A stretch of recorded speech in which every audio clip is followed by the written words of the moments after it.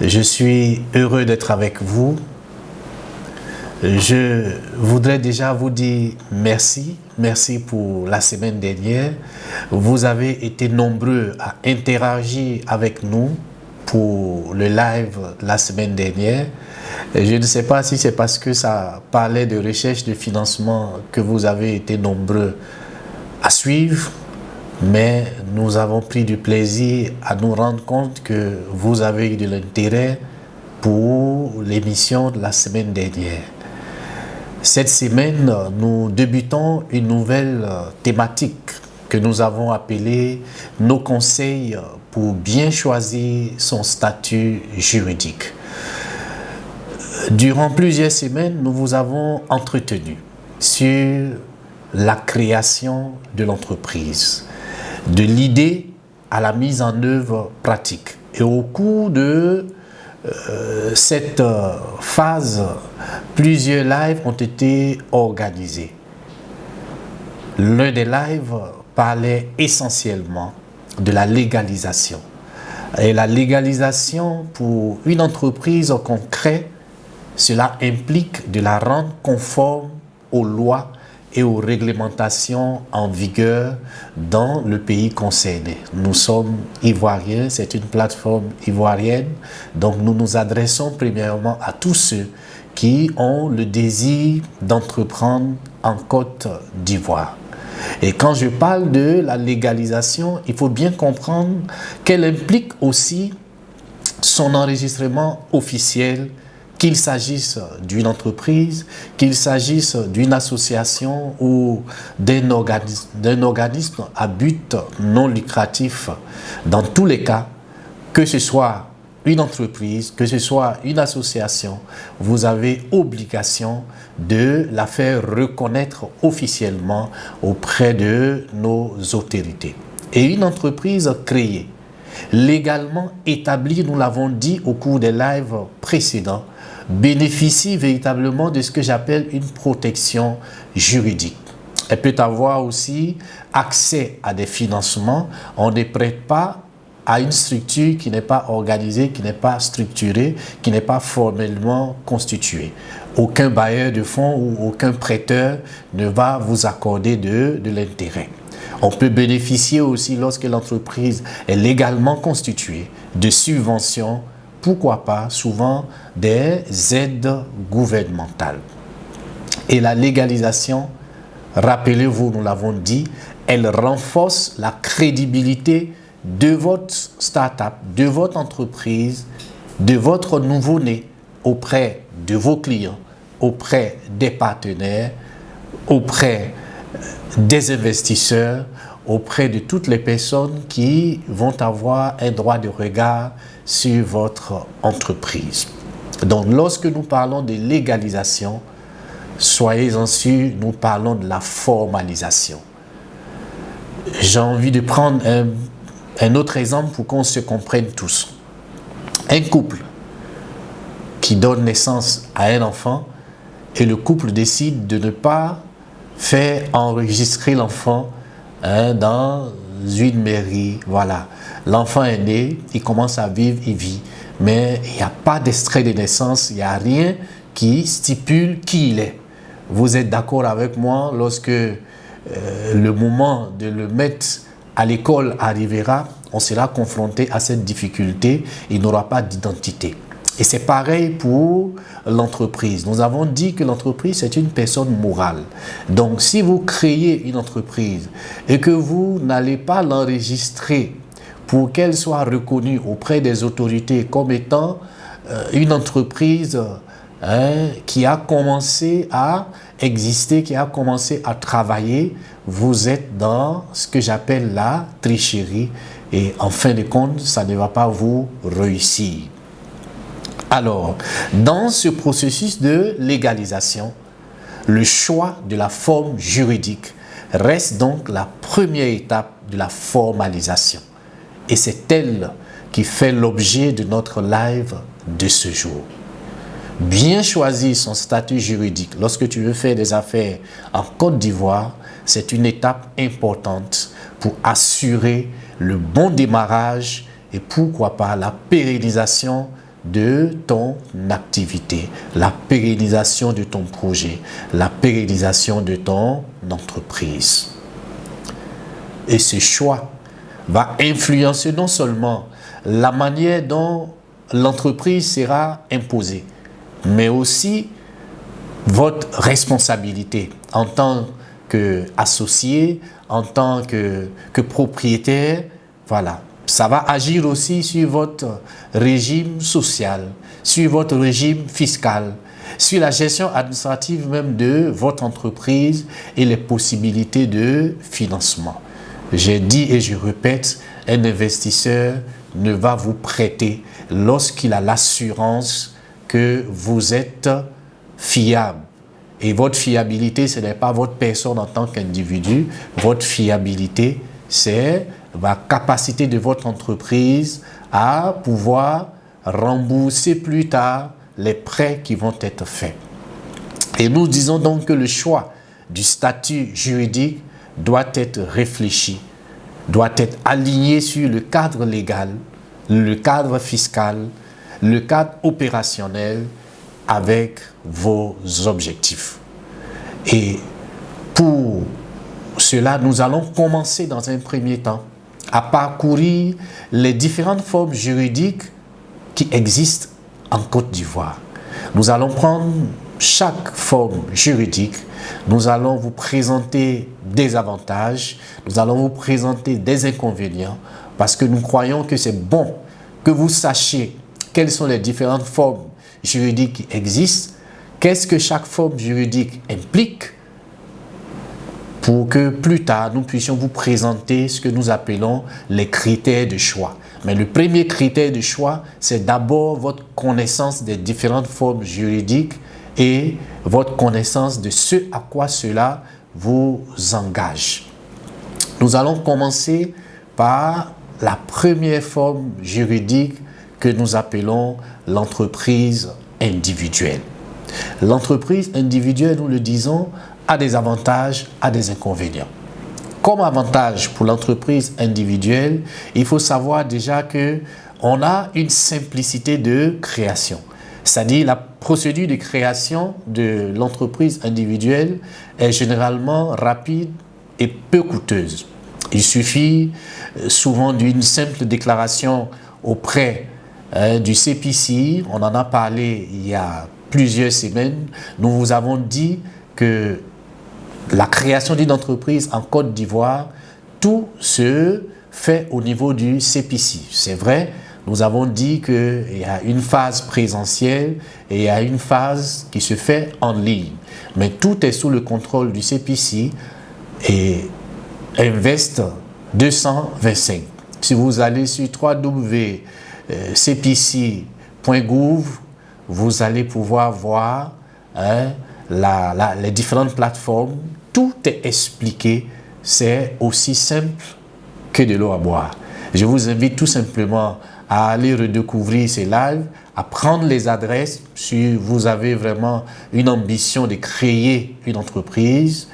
Je vous invite d'aller sur les plateformes. Tout ce que nous sommes en train de dire, vous pourrez le découvrir sur les différentes plateformes qui existent. Donc, j'ai parlé de simplicité de création.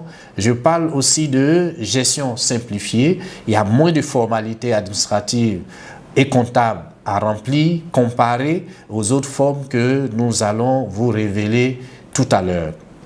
Il y a un contrôle total, c'est-à-dire l'entrepreneur a une liberté totale dans la gestion de son activité sans avoir besoin de partenaires ou d'actionnaires.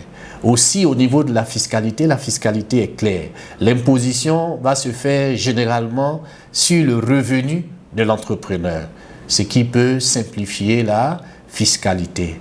Quand je parle de simplifier la fiscalité, c'est au niveau quantitatif et au niveau qualitatif. Et généralement, avec les entreprises individuelles, il y a peu de capital, c'est-à-dire, contrairement donc à certaines formes juridiques que je vais citer un peu devant, il n'y a pas de capital minimum requis pour créer une entreprise individuelle. Donc, vous pouvez créer une société, vous pouvez créer une entreprise individuelle, mais la particularité de l'entreprise individuelle en tant que société, c'est que la personne de l'entrepreneur se confond à la personne morale de l'entreprise. C'est-à-dire, si je suis Maniga Sadia, si je crée une société, mais une entreprise individuelle que je décide d'appeler COPA, COPA ne sera pas reconnu auprès de l'administration, c'est Maniga Sadia qui sera reconnu auprès de l'administration. Ma personne se confond en ce moment à la personne de l'entreprise. Donc, comme inconvénient, je vous dirais responsabilité illimitée, c'est-à-dire que l'entrepreneur est personnellement responsable de toutes les dettes de l'entreprise, ce qui peut mettre en danger, ce qui peut mettre en péril ses biens personnels. C'est-à-dire, si l'entreprise connaît une faillite ou connaît une difficulté financière, on peut jusqu'à aller saisir aux biens de l'entrepreneur. Voilà l'un des inconvénients et c'est des éléments dont il faut pouvoir tenir compte lorsque vous décidez de créer une entreprise individuelle. Et il y a aussi ce que j'appelle la protection limitée du patrimoine, c'est-à-dire en cas de difficultés financières, le patrimoine personnel n'est pas séparé de celui de l'entreprise. Donc autant votre responsabilité est illimitée, autant votre patrimoine n'est pas protégé lorsque vous décidez de créer une entreprise individuelle. En cas de difficulté de financement, il peut être difficile pour vous d'obtenir des crédits ou bien des crédits auprès des investisseurs parce que l'entreprise individuelle, comme elle se confond à votre personne, moi ou une grande entreprise qui a envie d'investir ou qui a envie de placer des fonds quelque part, elle aura du mal à compter avec vous si elle a le choix entre vous, entreprise individuelle, et une SARL ou une SA. En plaçant son argent là-bas, il y a plus d'avantages pour elle que la placer chez vous. Aussi, la limitation en croissance, c'est-à-dire la croissance de l'entreprise peut être limitée par la structuration simple de l'entreprise. Si vous êtes une entreprise individuelle, vous demandez peut-être du crédit à un organisme et l'organisme a envie d'avoir des parts chez vous, ce n'est pas possible parce que en termes d'entreprise individuelle, on ne parle pas de parts. Voici des éléments qu'il vous faut connaître lorsque vous décidez de mettre en place une entreprise individuelle. Il y a des avantages, mais il y a aussi des inconvénients. Passons à la seconde forme que j'appelle la société à responsabilité limitée. Généralement, on parlera de SARL. Alors, une SARL a aussi ses avantages. La première, c'est la responsabilité limitée des associés. C'est-à-dire, la responsabilité des associés est limitée à leurs apports. Cela, contrairement à ce que nous avons dit tout à l'heure, va protéger leur patrimoine personnel en cas de difficultés financières de la société. Ça veut dire quoi?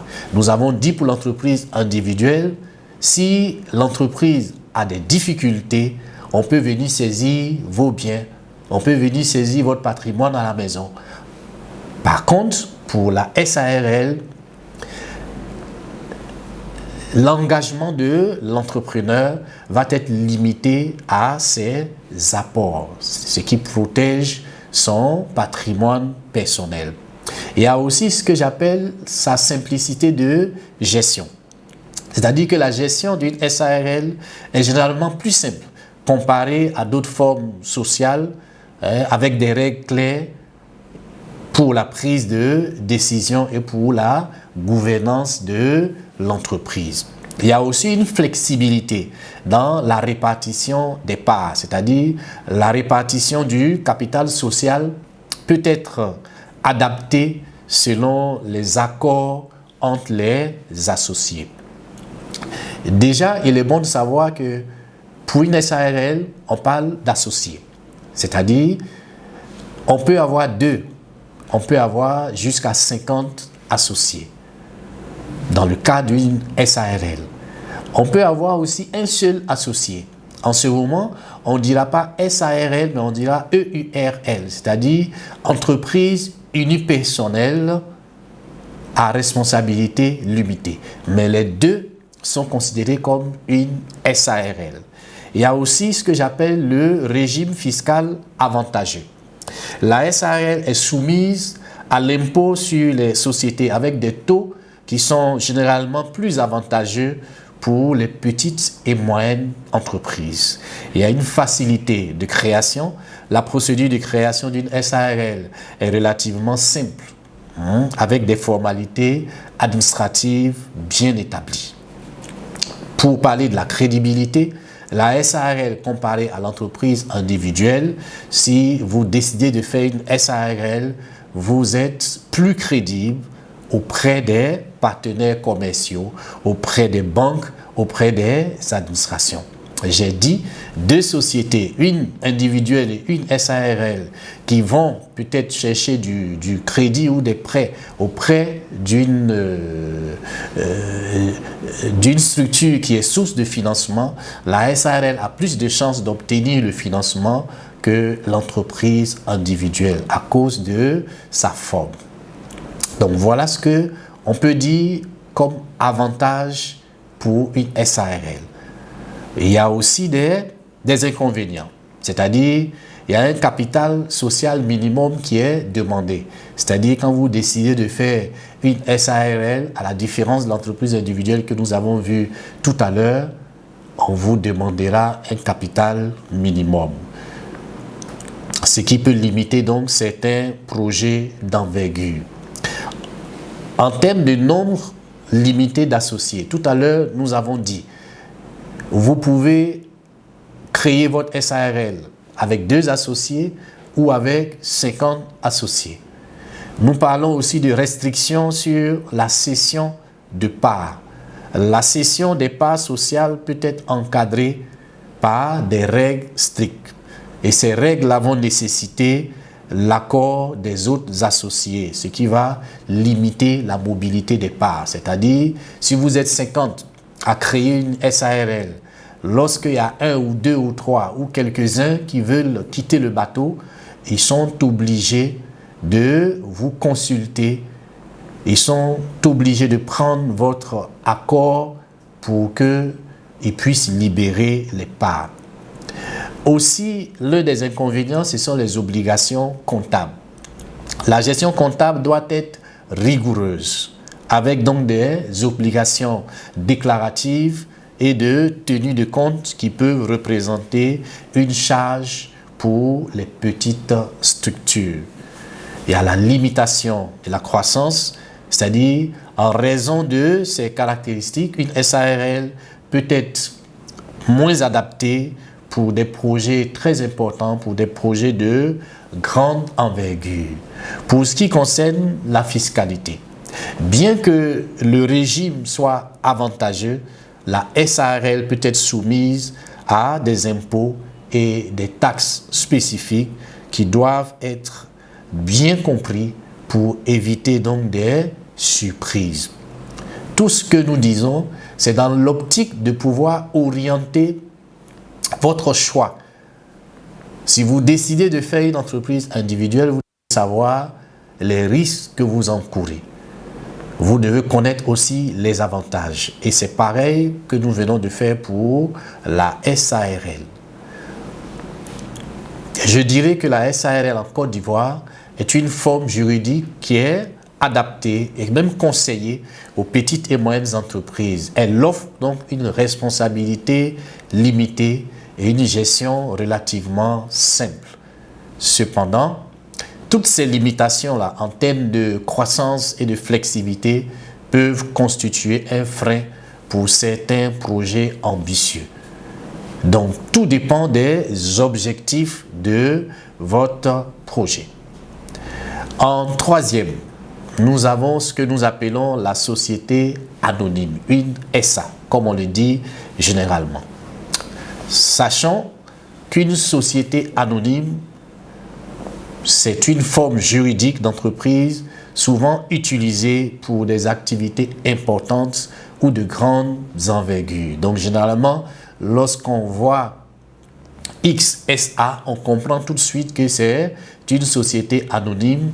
On déduit que c'est une grande entreprise parce que généralement, c'est la forme privilégiée que les grandes entreprises choisissent.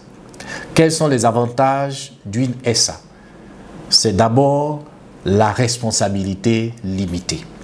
Les actionnaires ne sont responsables qu'à hauteur de leurs apports et cela limite donc leur risque financier. Vous comprenez qu'à la différence de l'entreprise individuelle, nous l'avons dit pour la SARL, mais c'est pareil pour la SA. Les actionnaires ne sont responsables qu'à hauteur de leurs apports. En termes de capacité à lever des fonds, sachez que la SA peut émettre des actions ou des obligations pour mobiliser des capitaux importants sur le marché. Voici déjà une grande différence entre la SA et la SARL et l'entreprise individuelle. Il y a une crédibilité aussi et puis il y a l'image, c'est-à-dire lorsque votre société porte la forme SA, elle renforce sa crédibilité auprès des partenaires, auprès des banques, auprès des investisseurs. Parce qu'au fur et à mesure, je l'ai dit au départ, l'entreprise individuelle, c'est la toute petite entreprise qui se confond souvent aux propriétaires de l'entreprise. La SA, on évolue un peu, c'est un groupe de personnes, mais avec des restrictions. Mais cette fois-ci, quand on parle de SA, une SA, il n'y a pas de limite au niveau des associés. Pour mobiliser des fonds, on peut faire appel à de nouvelles personnes qui vont faire des apports. Il y a ce que j'appelle la transmission facile. C'est-à-dire qu'avec la SA, la cession d'actions est généralement simple. Ça facilite donc la transmission du capital à l'entrée de nouveaux investisseurs. Et généralement, c'est dans ce groupe d'entreprises-là qu'on retrouve certaines sur l'échiquier de la bourse. Voilà. C'est une organisation structurée. Voici l'un des avantages. La SA dispose donc d'une gouvernance claire avec un conseil d'administration ou un directoire, ce qui peut améliorer la gestion de cette entreprise. Comme les deux autres que nous avons parcourus, elle a aussi des inconvénients qu'il est bon de relever. Le coût de constitution et de fonctionnement d'une SA est élevé. C'est-à-dire la création et la gestion d'une SA va nécessiter des démarches administratives, des coûts notariaux et de conformité importantes. C'est-à-dire les documents qu'on me demandera pour créer l'entreprise individuelle, les documents qu'on me demandera pour créer la SARL, les documents qu'on me demandera pour créer la SA ne seront pas les mêmes. Vous voyez que pour l'entreprise individuelle, on n'a pas parlé de l'intervention des notaires, mais là, on dit qu'il y a un notaire qui doit intervenir parce qu'il y a des documents juridiques importants à faire à ce niveau. Aussi, les obligations légales strictes, c'est-à-dire une SA doit respecter des réglementations d'une façon rigoureuse, que ce soit en matière de comptabilité, en matière d'audit et même concernant les rapports financiers. Si l'entreprise individuelle peut se permettre de ne pas avoir une direction comptable pour suivre de façon stricte les finances, la SA a l'obligation en matière comptable, en matière d'audit et en matière de rapport financier.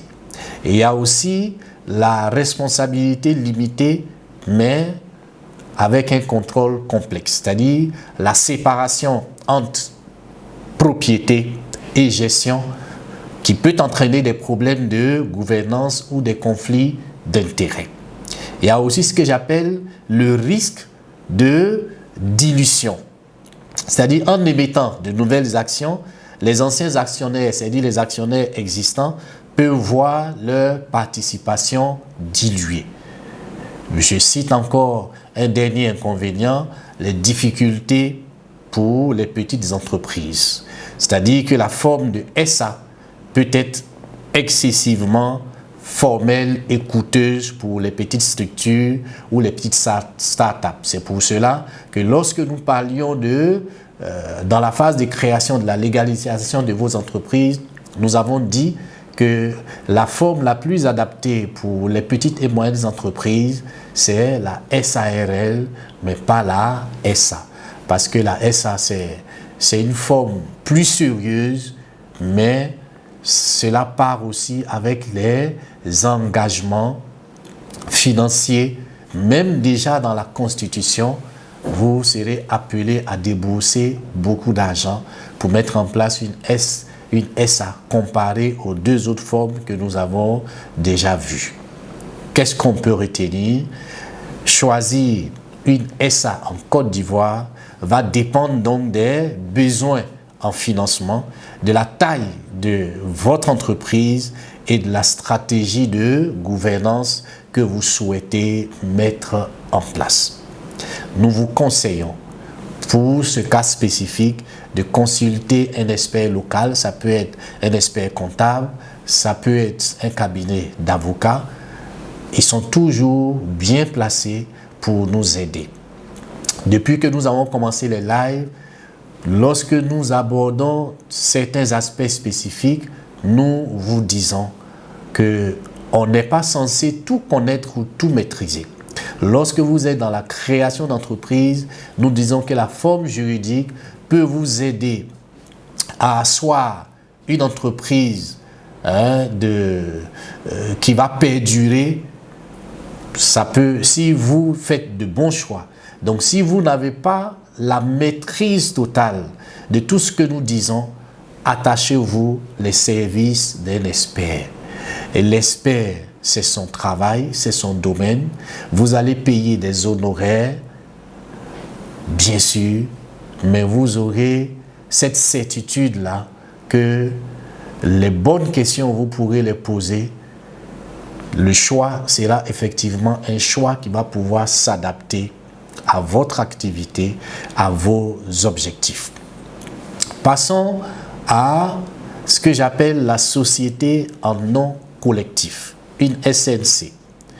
La SNC a aussi ses avantages. Simplicité de création. La constitution d'une SNC est relativement simple et rapide, avec moins de formalités administratives comparées à d'autres formes juridiques plus complexes, par exemple la SA que nous venons de voir. Il y a une flexibilité dans la gestion d'une SNC. La gestion d'une SNC est généralement souple. Elle permet donc aux associés de définir librement leur rôle et leurs responsabilités dans le pacte d'associés. Au niveau du partage des responsabilités, la responsabilité des associés est solidaire et illimitée, ce qui peut renforcer la confiance entre partenaires et faciliter la gestion commune. Comme autre avantage pour une SNC, une forte implication des associés. La nature donc de la SNC va favoriser l'engagement personnel des associés dans l'activité, ce qui peut conduire à ce que j'appelle une motivation accrue. Il y a aussi des inconvénients. Première, responsabilité illimitée, c'est-à-dire la responsabilité solidaire et illimitée va exposer les associés aux risques financiers importants en cas de dette, en cas de déficit, en cas de difficulté de l'entreprise. Il y a aussi ce que j'appelle les difficultés de transmission, c'est-à-dire la cession de parts sociales est souvent compliquée dans une SNC. Elle va nécessiter l'accord de tous les associés, ce qui peut limiter la pérennité de la société. Il y a aussi ce que j'appelle la rigidité en matière de gestion et de fonctionnement dans le cadre d'une SNC. La gestion collective peut entraîner des conflits, ça peut entraîner des désaccords entre associés. Autre inconvénient, c'est l'imposition. La SNC est généralement soumises à l'impôt sur le revenu des personnes physiques, ce qui peut être désavantageux par rapport à d'autres formes soumises à l'impôt sur les sociétés. Dernier inconvénient que j'ai pu relever, c'est la crédibilité limitée. La SNC peut être perçue comme une forme d'entreprise qui comporte beaucoup de risques et puis elle peut être vue comme une structure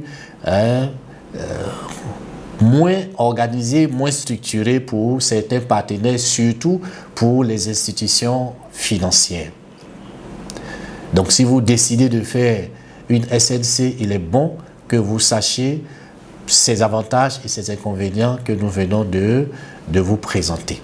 Et je dis que la SNC en Côte d'Ivoire, elle est adaptée aux petites entreprises familiales ou entre associés de confiance, privilégiant la simplicité et la gestion directe. Cependant, sa responsabilité illimitée et ses difficultés de transmission peuvent constituer des freins pour une croissance ou une attractivité accrue. C'est bon que vous le sachiez. Nous ne pourrons pas terminer aujourd'hui. La semaine prochaine, nous allons reprendre là où nous nous arrêtons aujourd'hui. Nous avons commencé à parler de légalisation. Nous avons dit toute structure en Côte d'Ivoire doit être légalisée, doit être formellement constituée.